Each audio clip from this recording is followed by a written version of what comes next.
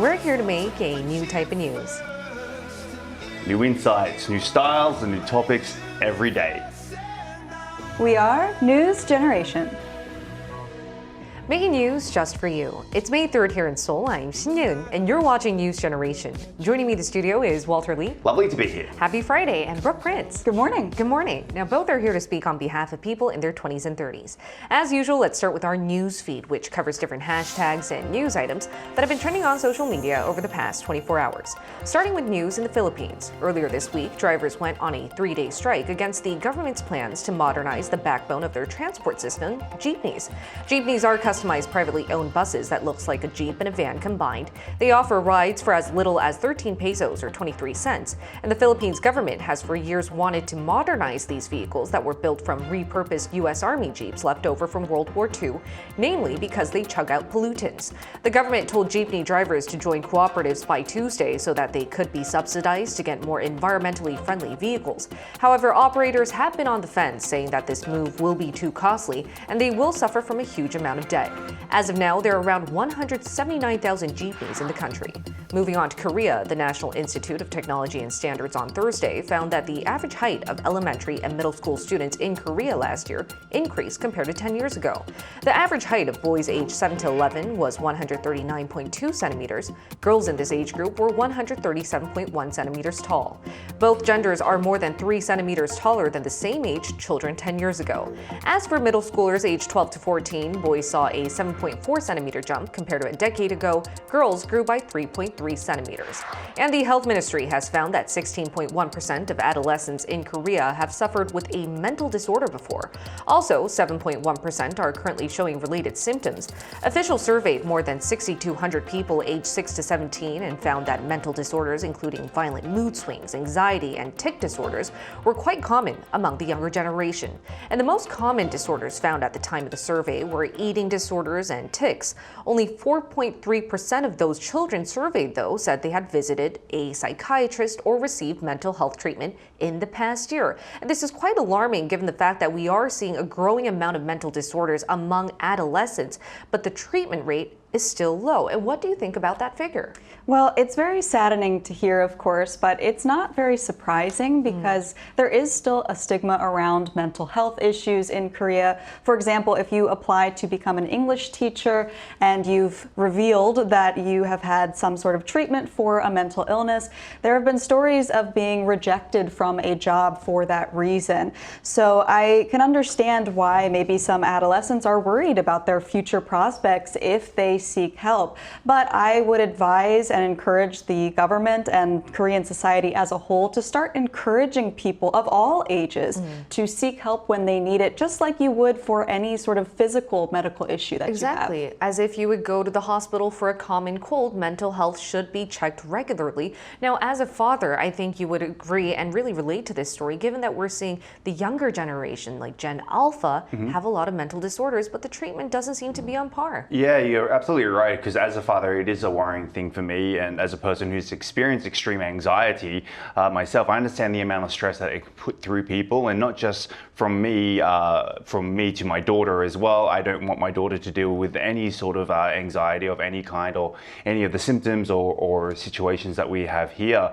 So what I have done, and like Brooke mentioned, is seek help, and I really recommend, even if you're an adult and who has children, that's also something that you should do, because that can actually get passed down onto your children, or it could be something that could be an effect from what you're doing to your children, and it can later on affect your children's mental state as well. So definitely seek professional help. And I think it's up to parents to always be on board and on top of whether their child is going through any mental disorders and looking out for different treatment options out there, because nowadays South Korea is really widening the options that you can find. Now, switching gears to our main discussion topic of the day now.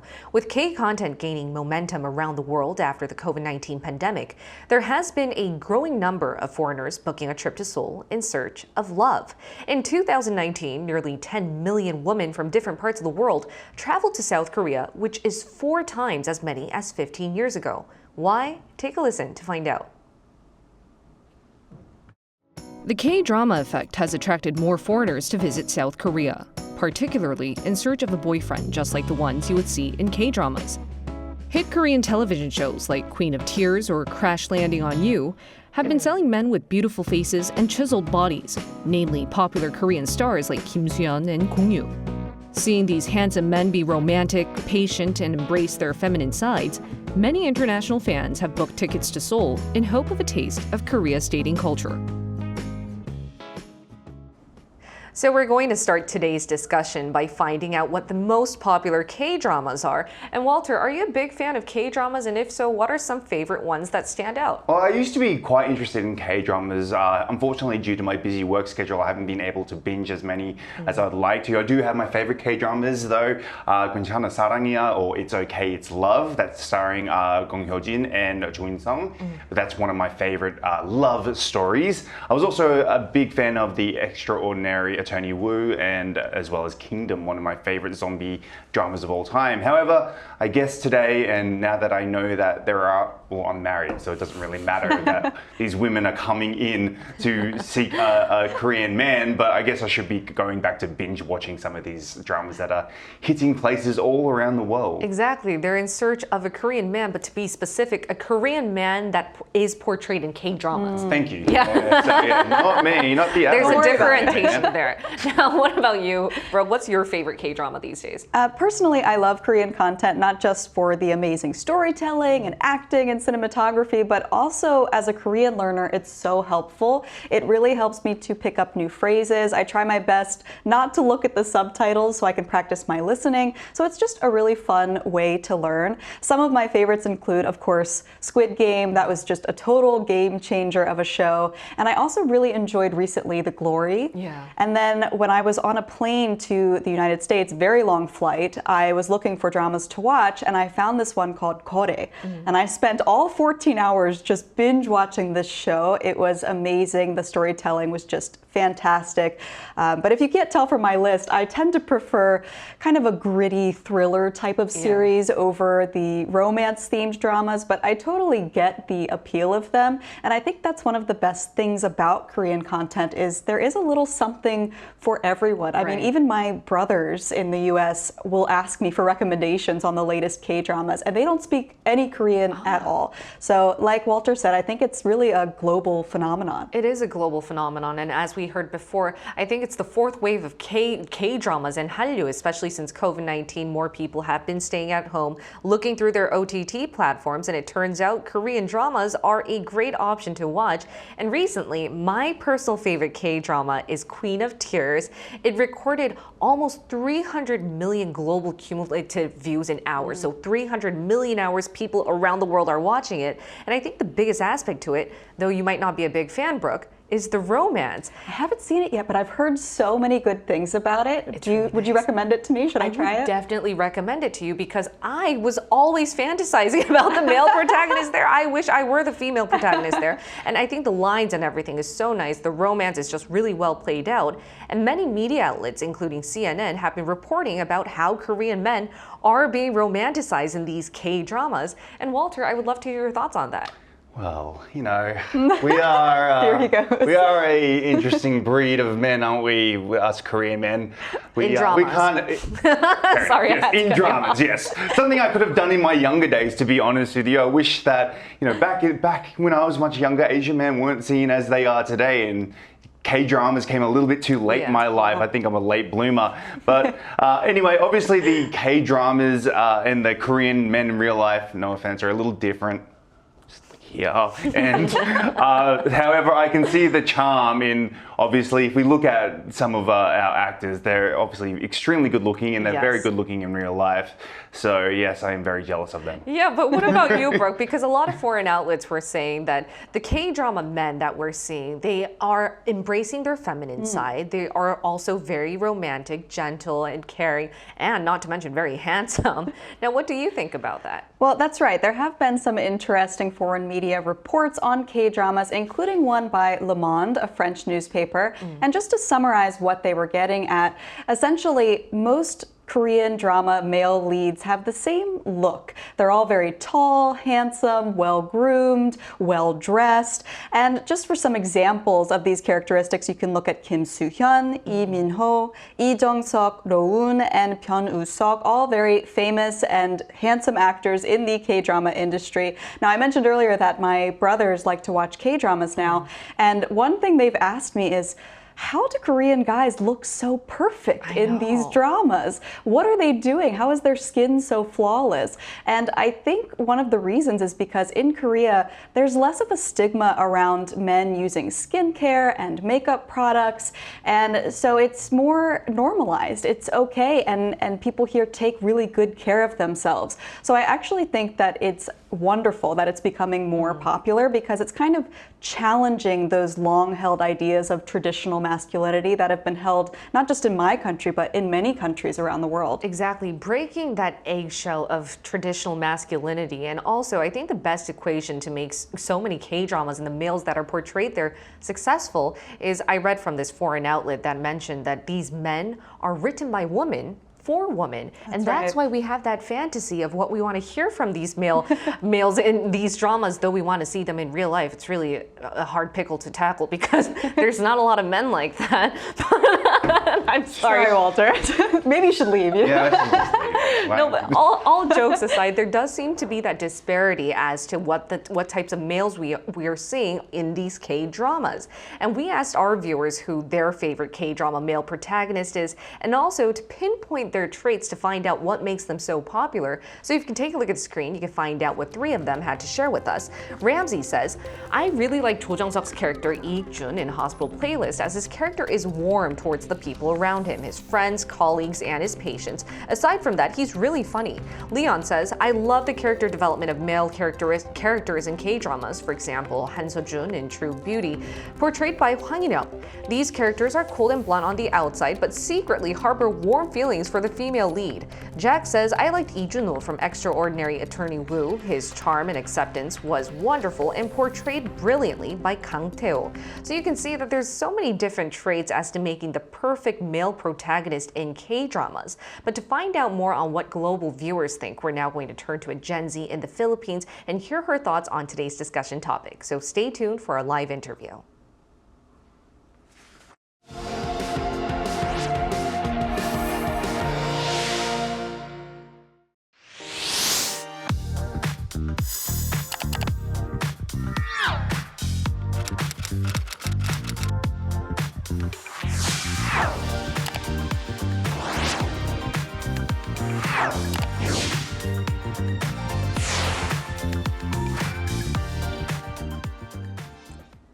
We're now going to talk to Jade Saina Humawaz, a Gen Z in the Philippines. Welcome, Jade.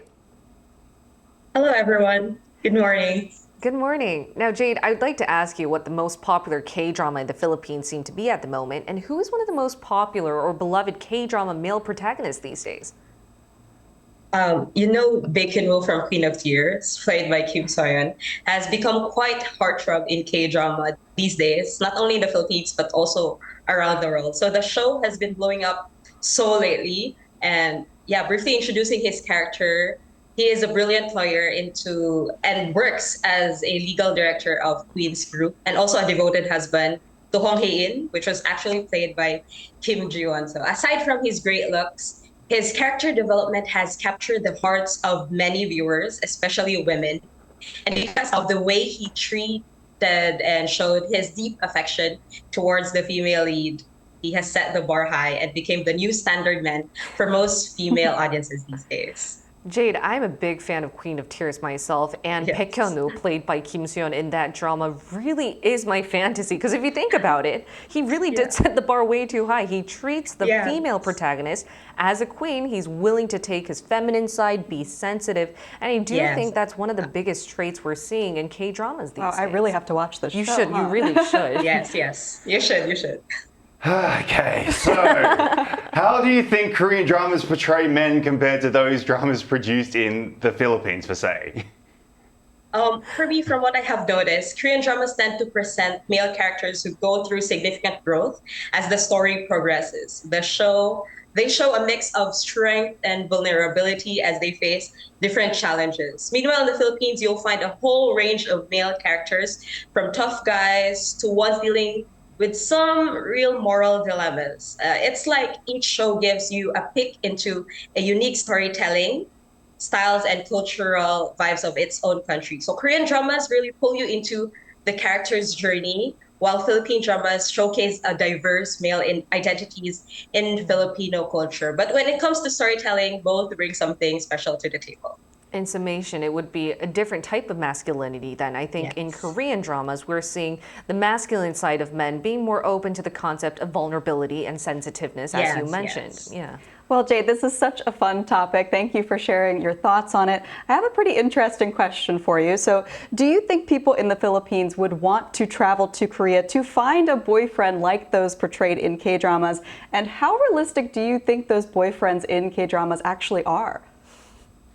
I think some Filipinos might feel tempted to hop over to Korea after watching those dreamy K-dramas, hoping to find a partner like the ones on screen. But let's be real, those characters are often too good to be true. So while Korea might have its share of great guys, expecting them much to match up to K-drama leads is setting the bar high. So real relationships are way more complicated and messy than we actually see on TV. So it's best to keep expectations grounded. All right, Jade, it was a pleasure talking to you today. Thank you so much. Thank you. Thank you so much. Thanks. And before I end off, I have a question for Walter, as you are a male panelist. I am quite curious. So, as we've mentioned throughout the whole interview, I do think that K-dramas are setting the bar a little too high, especially because it's the ideal type of man we want to see, and it's written by women. But after watching these dramas, do you ever feel motivated to try out the same thing for your wife, or what do you think about that? I love this question. I think my wife is very happy with who she married. I very much hope she's happy with who she married, because this is all you get. But I guess as a male who does watch Korean dramas, it is something that we kind of idolize as well, secretly. I think that we all know what a handsome man looks like, and we all strive to be like that. A lot of men, especially in comparison to when I was living in Australia, though it's changed over the years, have gotten more in touch with their so-called feminine side and the way that they look. Especially with me, when I was living in Australia, I used to wear short singlets and never do my hair. Now I do my hair every day, make sure I'm cleanly shaved, wear nice outfits when I can. So as I get older, it gets a bit more older man-like. But yes, I do think that men do, especially Korean men, do sort of idolize the K-drama male protagonists. But not only in aesthetics, I think the concept of masculinity, I would like to touch upon that, because I feel like in K-dramas, more and more we're seeing the female protagonist take lead, be more proactive, whether it be in her career or her love life. And compared to dramas or movies produced, for instance, in the States or Australia, do you think that type of concept of masculinity is wearing off on men here in Korea? Yeah, let's look into this a little bit. So from my perspective, I work in the entertainment industry, so I am around Korean actors a lot, and I can confirm they are beautiful. They are just as beautiful in person. And not only that, but they're also beautiful on the inside. They're extremely thoughtful, caring, and considerate. And I'm very impressed by the way they take care of themselves. There's even exercise equipment backstage. I see them doing, pull-ups and push-ups.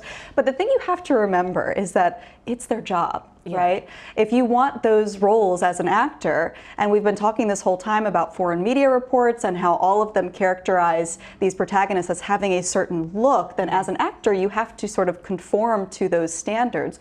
But for the most part, most people are not living their lives in the public eye. They don't have to be perfectly presentable. However, in Korea, I have noticed when I'm walking down the streets of Seoul, for example, I notice wow, everyone looks so put Top together. notch, yeah. Everyone looks great. So I do think that Korea does tend to be more, fashion conscious, and they prioritize self-care and, maintaining their appearance. So I do think you can see people that look similar Yeah. to those that come out in a K-drama. But like our guest Jade mentions, I think that keeping your expectations realistic is important, because these characters are created to be appealing. Right. But humans were created with flaws. So we are beautiful all the same, but definitely just remember that real people are different from what you see on the screen. Exactly, and as you mentioned, trying to be presentable and grooming yourself seems to be a new chapter in Korea's definition of what a masculine man looks like